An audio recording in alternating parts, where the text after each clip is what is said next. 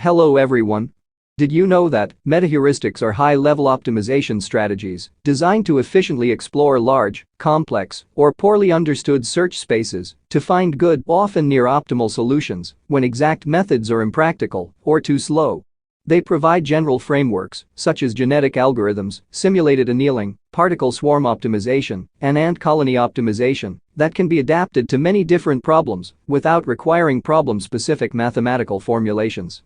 Rather than guaranteeing the global optimum, metaheuristics balance exploration, searching new areas, and exploitation, refining known good solutions through stochastic or adaptive rules, making them powerful for solving nonlinear, non-convex, or combinatorial optimization problems encountered in engineering, logistics, and artificial intelligence.